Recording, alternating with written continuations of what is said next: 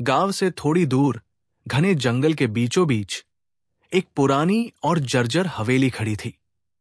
लोग उसे अधूरी हवेली के नाम से जानते थे। गांव के बुजुर्ग कहते थे कि ये हवेली सालों से वीरान पड़ी है और जो भी वहां गया वो लौटकर कभी नहीं आया। गांव के बच्चों के लिए ये हवेली हमेशा डर और रोमांच का विषय रही थी। सब कहते थे कि रात के समय हवेली में से अजीब अजीब आवाजें आती हैं, कभी किसी औरत के रोने की, कभी किसी के चीखने की, और कभी कभी तो हवेली की टूटी खिड़कियों से लाल रोशनी झलकती थी, जैसे कोई अंदर दीपक जलाए बैठा हो। रवि और उसके दोस्त अमन, रोहित और विकास गांव के सबसे शरारती लड़कों में गिने जाते थे। वे हमेशा नई नई जगहों पर घूमने और रोमांचक चीजें करने में लगे रहते थे। एक दिन शाम को जब सब गांव के चौपाल पर बैठे हुए थे, रवि ने कहा, सुनो दोस्तों, लोग बस डराने के लिए कहते हैं कि हवेली भूतिया है। अगर सच में इतना डरावना कुछ होता तो अब तक किसी ने देखा क्यों नहीं? अमन बोला, अरे भाई, सबने ही कहा है कि रात में वहां जाने वाला कभी वापस नहीं आता। तू मजाक में अपनी जान नहीं खोना चाहता।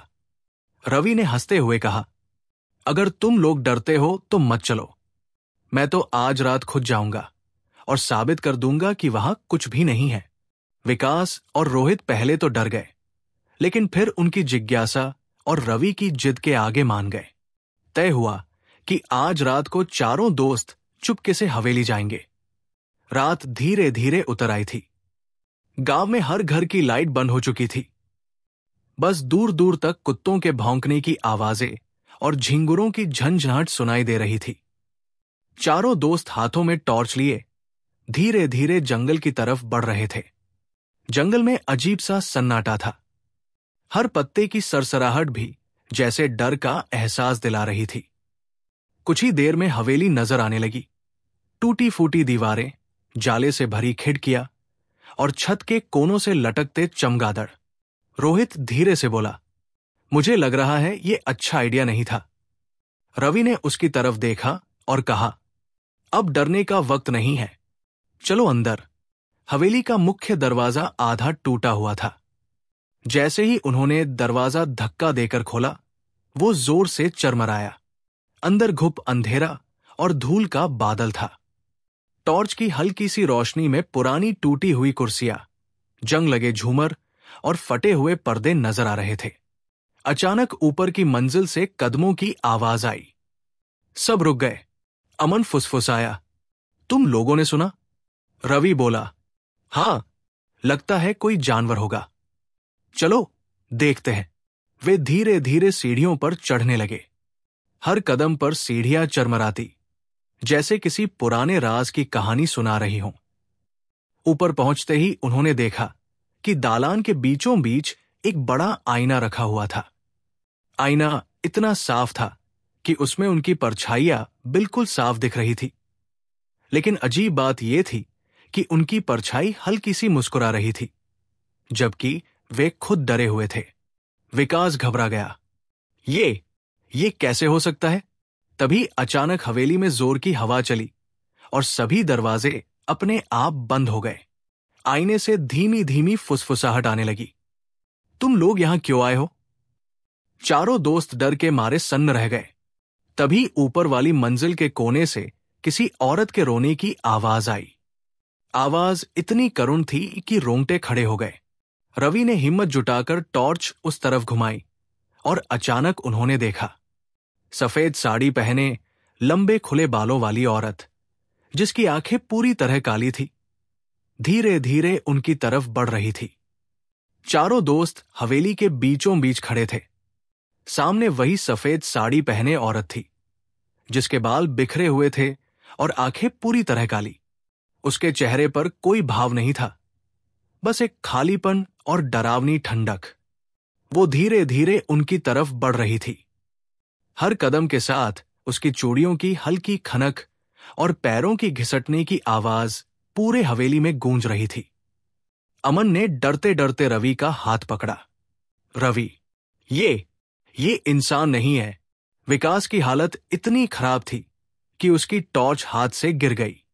अब हवेली का आधा हिस्सा अंधेरे में डूब चुका था। अचानक वो औरत बोल पड़ी। उसकी आवाज गूंज रही थी। तुम लोग मेरी नींद क्यों तोड़ने आए हो? रवि ने डर के बावजूद हिम्मत करके पूछा। तुम कौन हो? औरत का चेहरा एक पल में गुस्से से विकृत हो गया। उसने चीख कर कहा, मैं इस हवेली की आखिरी दुल्हन हूं। इतना कहते ही हवेली की दीवारों पर पुराने खून के धब्बे दिखाई देने लगे। चारों तरफ से औरतों के रोने और बच्चों के चीखने की आवाजें आने लगी। रोहित चिल्लाया, हमें यहां से निकलना होगा अभी। चारों दोस्त सीढ़ियों की तरफ दौड़े, लेकिन जैसे ही उन्होंने नीचे जाने की कोशिश की, सीढ़ियां अचानक लंबी होती चली गई, जैसे उनका कोई अंत ही न हो। ऐसा लगा कि वो हवेली उन्हें अपने अंदर समा लेना चाहती है। विकास गिर पड़ा और जोर से चिल्लाया। तभी हवा का एक तेज झोंका आया और सब टॉर्च बंद हो गई। अंधेरे में बस वही औरत की आवाज गूंज रही थी। कोई यहां से कभी नहीं गया, तुम भी नहीं जाओगे। आईने का खेल। अचानक हवेली के बीचों बीच रखा बड़ा आईना चमक उठा।